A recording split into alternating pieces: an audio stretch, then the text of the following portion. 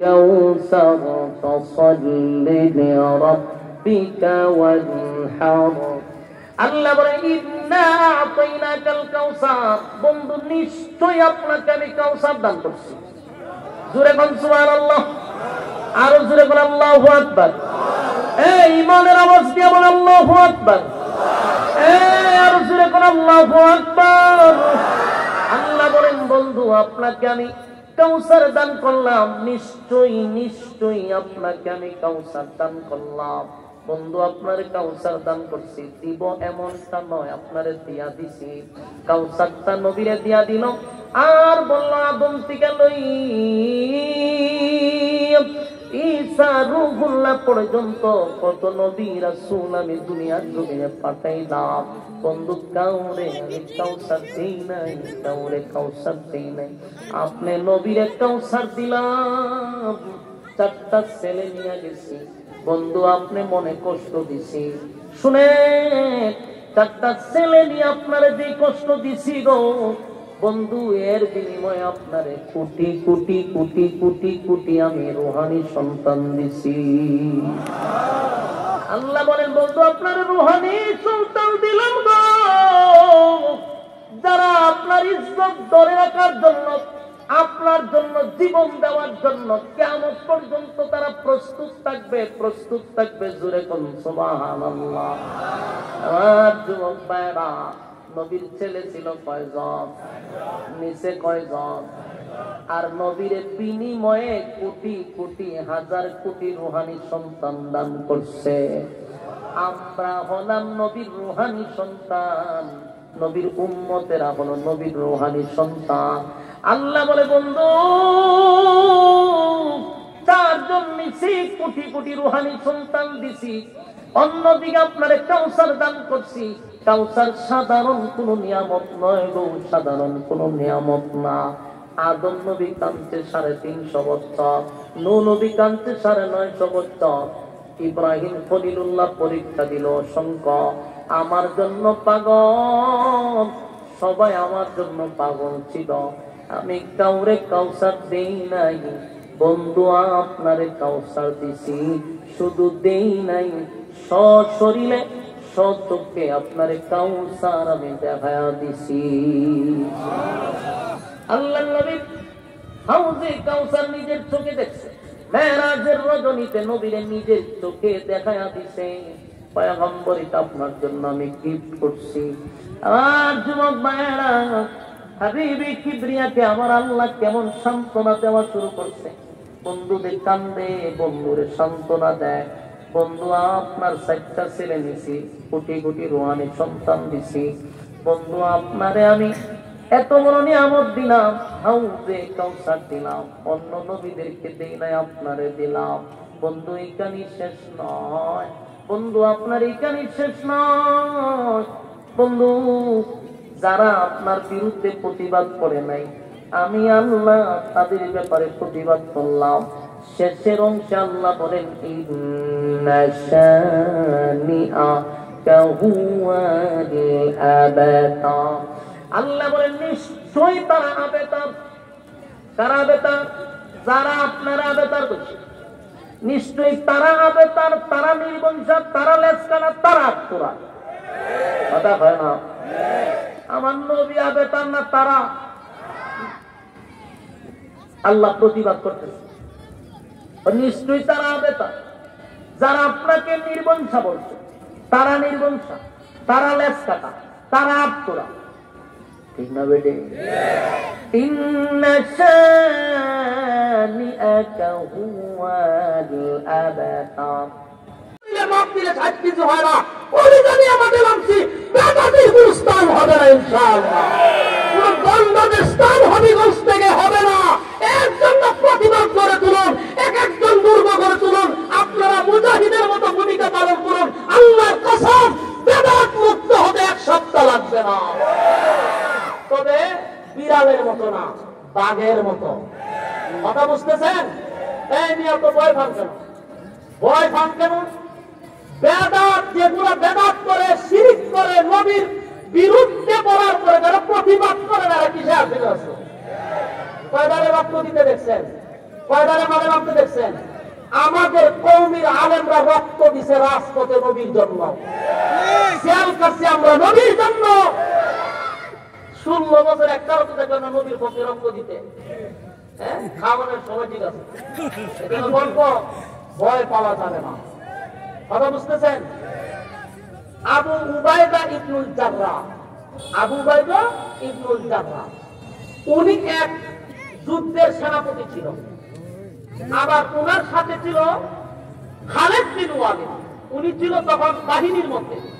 তো উনি নামাজ পড়াইতেছে, সালাম ফিরাই দেখে অসংখ্য কাফেররা তাদের অস্ত্র নিয়ে মুসলমানদেরকে ঘেরাও করছে। সালাম ফিরাই দেখে যে শত্রু চতুর্দিক দিয়ে ঘেরাও করেছে, বড় না কিনি? তখন শত্রুরা উস্কানি দিতেছে, হ্যাঁ আবু উবাইদা ইবনুল জাররাহ, এই নি তোমরা মুসলমান, আজকে তোমাদের অস্তিত্ব বিলীন করে দিব। মানে বিভিন্ন ধরনের উস্কানিমূলক একের পর এক কথা বলতেছে। উনি তো চুপ করে বসে অনেকক্ষণ তাদের বড় বড় কথা শোনার পরে আবু উবাইদা ইবনুল জাররাহ বলল, আমার এখানের মধ্যে কে আছে এই পুরো 60,000 সোলজার বাহিনীরে একজনে দৌড়াইবেন? কে আছে? এরা কতজন? 60,000। আর এরা 60-70 জনিব। 60,000 কে দৌড়াইতে পারে? একজন দাঁড়ান। এরকম 3 জন সাহাবী দাঁড়াইছে, কিন্তু আবু উবাইদা ইবনুল জাররাহ তাদেরকে অনুমতি দেয় নাই। 4 নম্বরের মাথায় খালিদ বিন ওয়ালিদ দাঁড়াইছে, আমি পারবো পারবো বলছে পরে উনি আমি আপনাদের তালাশ করছিলাম। ঠিক আছে, আপনি পারবেন বললেন, কিন্তু আবার যুক্তি দিতেই হবে। আপনি আবার বুঝাইতে হবে যে 60,000-এর সাথে আপনি কিভাবে একা লড়াই করবেন, এটা কিভাবে সম্ভব আমার বলেন। উনি প্রথমেই বলছে যে আল্লাহর নবী বলছে যাদের ভিতরে ঈমান নাই এরা মুর্দা। যাদের ঈমান নাই এরা কি? মুর্দা। আর যাদের ঈমান আছে এরা জিন্দা। এরা 60,000 কেন, এরা 60 লক্ষ আইলো, আমি মনে করি আমি জিন্দা, এরা মুর্দা। সুবহানাল্লাহ। তরবারিরে লইয়া একটা দৌড় দিছে 60,000-এর ভিতরে, এরা 60,000-এর টুসাটুসি লেগে সব সমান হয়ে গেছে। কলিজা কাটতে হবে অনেক বড়, কথা বুঝতেছেন? লড়াই করতে হবে, সংগ্রাম করতে হবে। ইসলাম কায়েমের জন্য নবী রক্ত ঝরাইছে, ইসলাম জিন্দা হইছে। আপনারা হবিগঞ্জবাসীকে বলবো, এটা তাফাজ্জুল হক হবিগঞ্জের এলাকা, আহলে হকদের এলাকা, কোন শিরক কোন বেদাত করতে দিবেন না। রাজি আছেন ইনশাআল্লাহ? আর যদি বাংলাদেশে কেউ নবীর বিরুদ্ধে কথা বলে, কোন আইনের বিচার হইব কোন সময় আমরা করার জন্য নাই। কথা বুঝতেছেন? প্রশাসন বলার তখন টাইম নাই। নবীর দুশমনের বিচার উম্মতে মুহাম্মদী নিজের হাতে করবে ইনশাআল্লাহ। কারা কারা রাজি আছেন হাত তুলে দেখায়া দেন। লিল্লাহি তাকবীর, লিল্লাহি তাকবীর, আল্লাহু আকবার, আল্লাহু আকবার, আল্লাহু আকবার। হবিগঞ্জের মাটি সম্মানিত কি ওলামা কেরামের মাটি, হবিগঞ্জের মাটি সম্মানিত। শেষ একটা কথা হলো, আগামী ফেব্রুয়ারি 8 তারিখ আপনাদের প্রতিষ্ঠান জামিয়া মদিনাতুল উলুম আশরাফিয়া মাদ্রাসার বার্ষিক মাহফিল 8 তারিখ শনিবার ইনশাআল্লাহ আমার পক্ষ থেকে হবিগঞ্জবাসীকে দাওয়াত দিয়ে গেলাম। আপনারা আমার দিনী ভাই মহব্বত নিয়ে সকালবেলায় রওনা দিবেন ইনশাআল্লাহ। যাইবেন তো আপনারা? কেউ নাই, আমার চাচা চলে গেল, স্ত্রী চলে গেল, মাও নাই, বাবাও নাই। চাচার কাছে ছিলাম, চাচাও চলে গেছে। স্ত্রী আমাকে সাপোর্ট দিত, স্ত্রীও চলে গেছে। আপনার ডাকে সাড়া দিছে, মাঝখানে আমার কোনো অভিযোগ নাই গো, কোনো অভিযোগ নাই।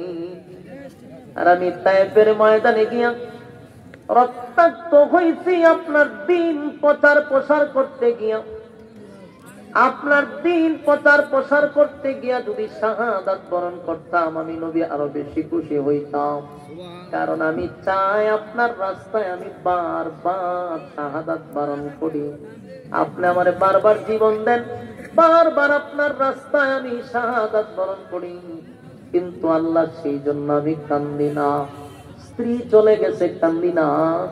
সন্তান চলে গেছে, আপনি দিছেন, আপনি নিছেন, কোনো অভিযোগ নাই। এই জন্য আমি কান্দি না মালিক। আমার কর্মীরা জায়গায় জায়গায় মার খায়, আমার কর্মীরা জায়গায় জায়গায় মার খায়, এই জন্য আমি কান্দি না। আমি কান্দি আমার তো মক্কা নগরীতে চাচা আছে, চাচি আছে, একটা মানুষ আমার সান্ত্বনা দিল না, আমার কেউ সান্ত্বনা দিল না। আল্লাহ আমার একটা দুইটা না 4টা সন্তান দুনিয়া থেকে বিদায় হয়ে গেছে। নিজের হাতে সন্তান গুলারে গোসল করাইছি, নিজের হাতে কাপন পড়াইছি, নিজের হাতে কবরে রাখছি, জানাজা পড়াইছি, কবরে রাখছি। বাবা হিসাবে তো কিছু আঘাত লাগতেই পারে। আমার আপন চাচি আমার সান্ত্বনা দিল না, চাচা সান্ত্বনা দিল না, এতেও আমার কষ্ট লাগে নাই। কারণ আপনার দেওয়া নিয়ামত আপনি দিছেন, আপনি নিছেন, আমার কোনো কষ্ট নাই।